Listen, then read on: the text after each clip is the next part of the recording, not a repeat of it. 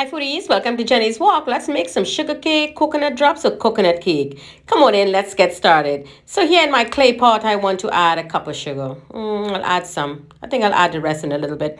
So in my pot with that water coming up to a nice boil, I have some elaichi powder. This is my version. This is how I like to make it. Here I have some fresh grated ginger. Jenny's Walk version. One of my childhood treat. So now I'm going to grate a piece of nutmeg. Oops. Yes, it got to go in there, but we got to grate it up. Grate some nutmeg into that liquid that we're going to be making to cook this coconut. And in here, I have a spice tea.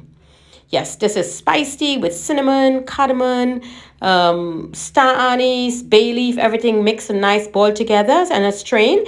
So it becomes very concentrate. I don't have all those spices floating up in my syrup here.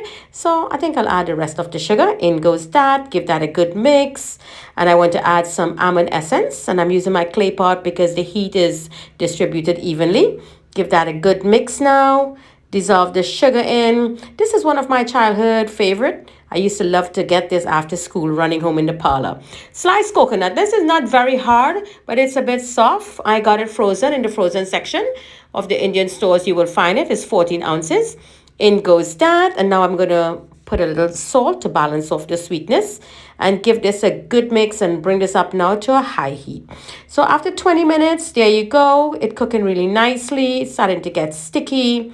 And I like it a bit brown. So for my foodies who want to know when it's ready, so all I'm going to do is a test with a couple of drops of that syrup in there in some water, just regular water from the tap. And once you see that little ball, there you go. Where is that ball? There you go. Form it a nice, perfect little ball. You know this is ready. So now lower that heat or turn the heat off because the clay pot will return heat.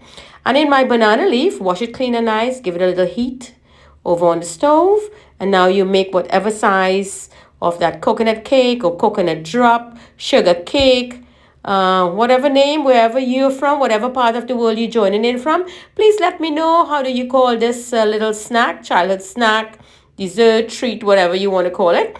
Let me know where you're looking in from and what is the name of this that you call it in your part of the world. This is so delicious, and I love a little heaviness of the ginger. So you could even have this with raisins, fruits, nuts. In my travels, I had many different versions of this, many different colors, some with the bark, without the bark, that dark part, red, pink, white, all colors. But I like this brown one a little more. So now we leave it to cool in that banana leaf.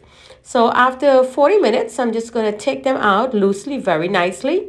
Still a bit sticky, but it's still a bit warm. So it's going to get nice and togetherness as it start cooling down more. But this is the idea, to get it all together as one lovely sugar cake, coconut drops, whatever name you know it as. Let me know, as I mentioned. This is one of Jenny's Walk childhood favorite treat, as we would say.